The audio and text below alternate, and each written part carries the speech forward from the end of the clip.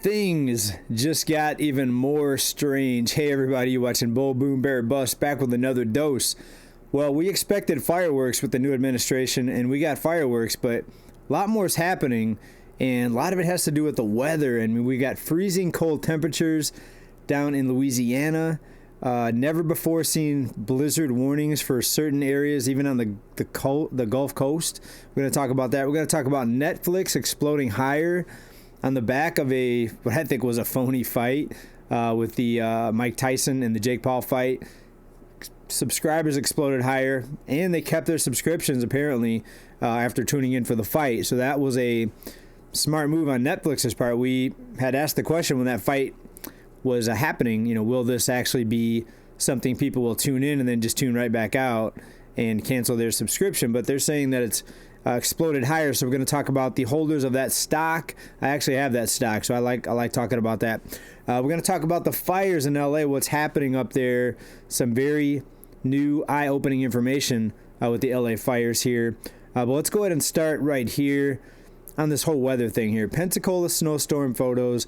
Folks, Pensacola, Florida, what is going on here? Does it seem like everything is just accelerating to just more and more weirdness?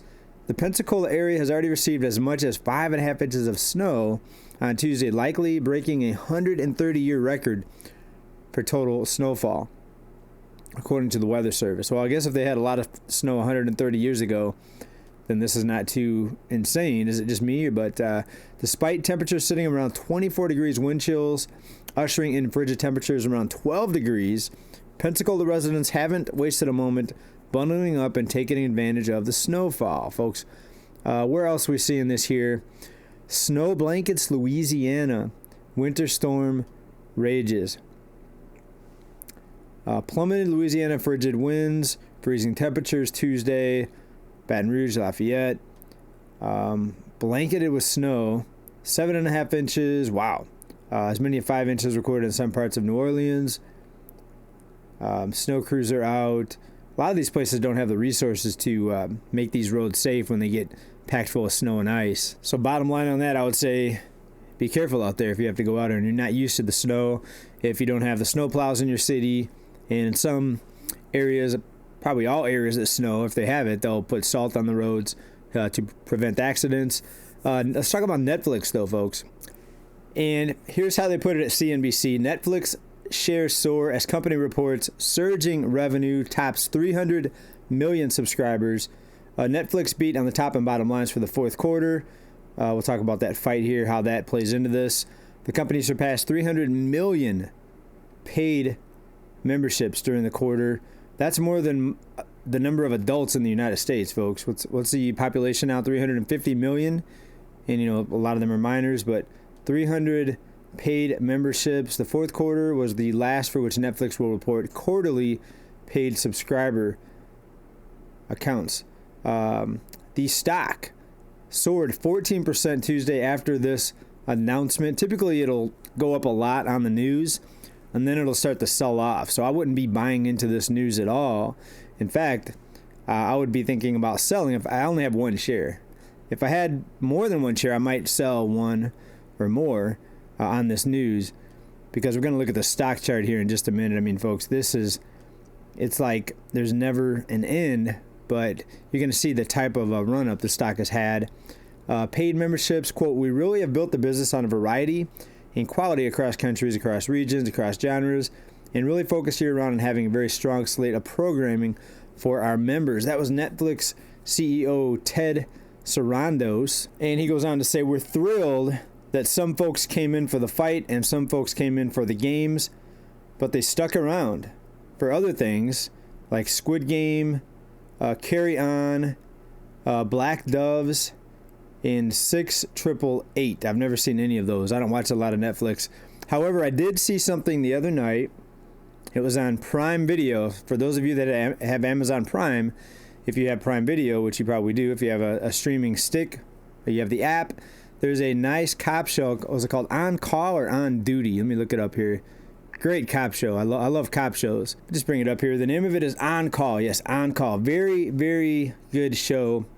And it's hard to get me to sit in front of a series, to watch a whole series. I'd say out of the hundreds of different series, TV show series that I've watched, that I began to watch, I probably only finished, I'd say, less than 10. Right? I don't really, it's hard to get me to sit and watch a whole series, but this one, kind of glued to the TV, very, very interesting and fun stuff there, a lot of drama. It's a cop drama, basically. So for those of you that have Amazon Prime, you have the app Prime Video, pretty good show. Maybe check it out. Let me know what you think about that down in comments. Now, back to Netflix just for a minute. Isn't it interesting how people joined in for that fight, which was kind of a sham, kind of a fake fight? I mean, yeah, they were really hitting each other, but it was more of an elder abuse situation where Mike Tyson didn't even have a chance. He looked, even from the first round, he looked like he wasn't even able to move. He wasn't nimble. He wasn't hitting hard. But people tuned in and they stayed with Netflix. A lot of them, not all of them, of course, but a lot of them, right? To me, if I would have tuned in just to see that, and I would have been disappointed. I probably wouldn't have stuck around, but people stuck around. And when this type of thing comes up where it shows record subscriber growth, people start questioning, what's really happening with the economy. Is the consumer really on a tight budget? Folks, this is a fraction of what's really happening. Subscriber growth, yes, in Netflix. But remember, a lot of people are cutting cable. And now instead of paying for 200 channels, which is between 80 and 180 a month, probably even more if you have like the package with a bunch of channels, the highest package. A lot of people are cutting cable and going to just one or two or three streaming apps. So you're going from paying 100 plus a month to, even if you add all these together, you're probably paying $40, $50 max for two or three of these streaming apps. So that's where a lot of people are cutting cable and going to the streaming app. So it might be a good time to invest, but take a look at this chart here. Still talking about Netflix here. Let me bring this up on a big chart. It's a 5-year chart, right? We saw this dip 2022, got down to 186, folks. We're at almost $870 now. It actually got up to $934. But zoom out here. Zoom out to a long-term chart. Look at this. Does this look like something that's just going to stay up there? I mean, to me, it looks like just a more dangerous version of this going into 2018 or 2019 rather. And then this peaked out at 690. October 2021, dropping all the way down to 180. Folks, I wouldn't be jumping in this stock right now at all. I'm holding on to the one I have. But this is, look at this. This is bubble mania right here. And you have to ask yourself, will this time be different in the fact that it may just continue to go up? I don't think so. I think we're going to see a big pullback, just like we saw a big pullback in 2022. It didn't take something catastrophic for this thing to plummet from 690 all the way down to 200, under 200. So pretty interesting. I would be a buyer if it dropped 50%. When something drops 50%, especially a well-known company that's seeing a lot of growth, that's when I would be jumping in to that stock. Now let's jump up to LA, Los Angeles on the fires here. CNN's reporting, and it's being reported a lot of different outlets, that arsonists, but I knew the arsonists were trying to start fires, but the number of arsonists is pretty scary. The number of arsonists that they found up there, well, it could be a lot more, but they've at least arrested 8 people accused of setting smaller fires. Are they smaller? Did they start small and end up being bigger fires? Since the larger fires erupted, so maybe they started the larger fires, they just didn't catch them. Including suspects setting trees, brushes, leaves, and trash ablaze. And folks, I don't think anyone's talking about the angle I have on this. Everybody's talking about that there's arsonists because it was caught. Some of them were caught on video, I believe. But the angle that I like to look at it here, the view and the rationale behind this, is that when people have nothing, when people are broke, when people are desperate, when they're barely scraping by, they don't give a darn about anything.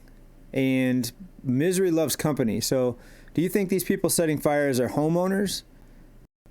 I doubt it. I think it's people that are probably renting, probably people that are jealous people that are financially struggling. And again, when you have nothing, you don't care. You want to see everyone else have nothing with you because misery loves company. So I think it's a lot of people that are probably just done with everything and just feel defeated. And I'm not justifying what they're doing. Absolutely not. This is terrible. But even if it's a terrible thing, you still need to look at it and try to figure out why this is happening. What kind of people want to start a massive wildfire and see thousands and thousands of homes get destroyed, possibly making people homeless, including kids and elderly people? It takes a pretty sick individual to do this, but we're a nation of sick individuals, folks. I think a lot of these people that are barely scraping by, and who knows who the perpetrators are, we'll maybe see more news come out about that and see how this plays out. But definitely, I think part of it is the people that are struggling are more likely to do this type of thing. Oh, one more thing. Back to the just bizarre weather going on here, the cold freeze. First ever blizzard warning for the Gulf Coast as deadly winter storm slams Texas. First ever winter warning. Not the first or not the breaking 100-year-old record. The first ever, folks. Something very, very weird. Something very strange is happening, that's for sure. And back to the fires again in California. I know I'm jumping around a little bit, but it's just weird that we have fires, record freezing temperatures over here. Fires in California is just mind-boggling. But the shortage of houses now because of all the people looking for renters, they're having to crack down and send letters out to many landlords trying to bump up their rents. But what do you do when 20, 30, 40 people are bidding on the same rental home? And do you just pick one? Do you raise your price and say the highest bidder gets it? Do you turn it into an auction? Or should you not be allowed to do that and just take the first person that offered to rent your place, offered to take the residence? But then as a landlord, you have the right of not giving people the lease. That's why you put in your contract, or you put in your offer, and you may not get it. You put in your application, and you may not get it because the landlord doesn't like your credit score, doesn't like your work history, thinks you might not pay the rent. Whatever the case, the landlord should be allowed to choose who gets to rent it, but they're trying to stop the landlords from what they're calling price gouging. So we'll see how this plays out, but it's very interesting how they're trying to stop rents from rising, but rents have already been rising, right? So if you wanted to stop rents from rising, and I get it, price gouging is much worse. It's a much more drastic increase in rents. But if you wanted to stop people from price gouging, and because rents need to be more affordable, why did you let rents go up so much over the past 2, 3, 4, 5 years, with rents doubling in some areas? But no one said anything about that. But now all of a sudden, because there's disaster involved, now they got to come out against price gouging. Pretty interesting. Am I onto something? I mean, do you agree with me or disagree with me? Please let me know if you agree or disagree. Let me know down in the comments. All right, moving on here. Tariffs, folks. Starting February 1st, the incoming, or now the current administration, is saying that 25% tariffs are going to be put on Canada and Mexico after dozens and dozens and dozens of executive orders were signed. And we're going to see how this goes against China. Basically, they threatened tariffs as much as 60% on China, but appeared to temper the plans after a phone call last week with the Chinese president, saying there would be more discussions with his counterpart in the world's second largest economy. We're going to have meetings and calls with the president. So we've yet to see how this is going to play out, folks, with these tariffs. I think it's going to be inflationary, but we've got some other deflationary things likely happening, and it's going to be a grab your popcorn and watch this type of thing here. And the administration declared a national energy emergency because of the high prices, and they're basically saying the solution is drill, drill, drill, and they'll probably take the sanctions off the countries that we had sanctions on, and that'll get more oil shipped here, maybe for cheaper. We'll find out. But how sustainable is this? We're burning so much oil, and it makes you wonder if there's a better technology out there. I think there is. I think it's been suppressed technology, but I don't think we really need all this oil and to burn all this fuel. And I'm just hoping for bigger and better things. I'm hoping for an advancement, not just going back to drilling. the electric car thing, that was talked about as being the solution to get away from gas and fuel, but we see that's not the problem, or that's not the solution at all, because there's bigger problems that come up. For example, in California, they were telling people not to use electricity during certain hours. So people with electric cars, couldn't charge their cars. They could, but they were being warned not to. So how long until they just shut off the chargers and shut off the electricity? And by the way, they shut off electricity at my kid's school because of the wind, because of the fire risk with the high winds. What do you do if you have to charge your car and you're in that area and you're low on charge and you can't drive to an area that has electricity to charge it because your charge is already so low, your battery is about drained? So it's very interesting to see. But I know some people with electric cars and they love them. They're saving a lot of money and the insurance is high. We'll see what happens a few years down the road. Will the car be a long-term good investment or not? Some people in comments on this channel have given me mixed reviews too about electric vehicles. Some thumbs up, some thumbs down. Next, more layoffs, folks. And did we see this in the forecast? You're going to get my joke here in a minute. Did you see this in the forecast that meteorologists would be laid off? Get it? Meteorologist forecast. Local meteorologists facing layoffs amid new initiative with the Weather Channel.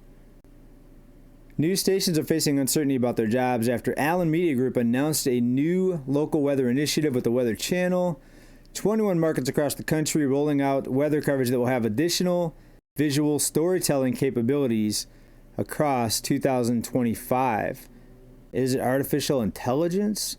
The plan involves meteorologists in the Weather Channel in Atlanta producing content for local stations across the country. So basically they're going to run the same content across all these other channels instead of having these local reporters. That's what it sounds like.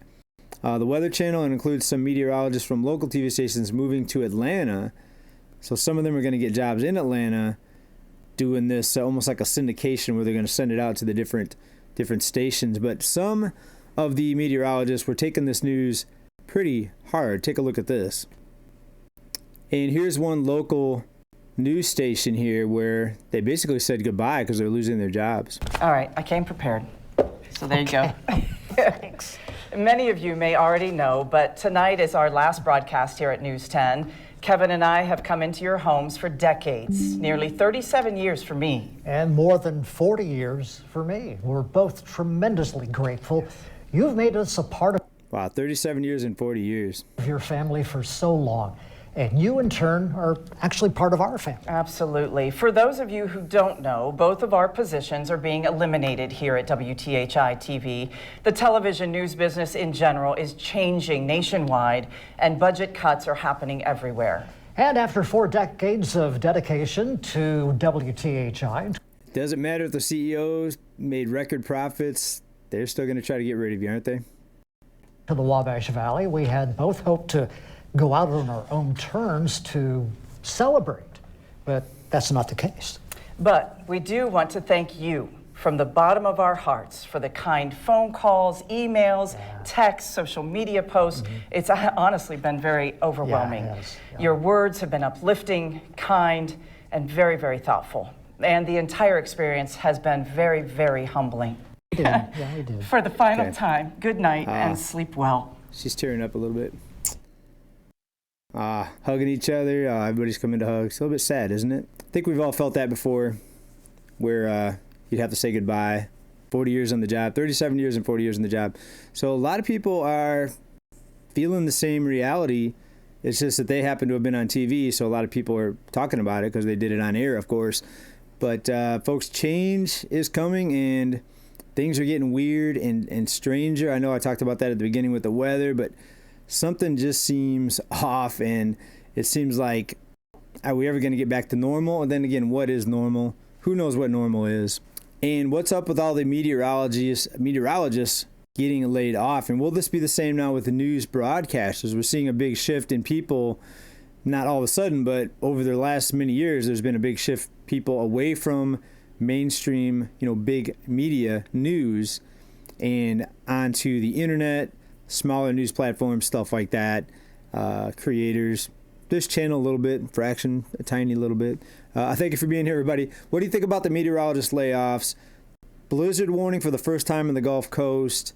The Netflix earnings on the back of one of the things that boosted them was the scam Tyson fight that I was a scam. What do you think about all this, folks? Please let me know down in the comments.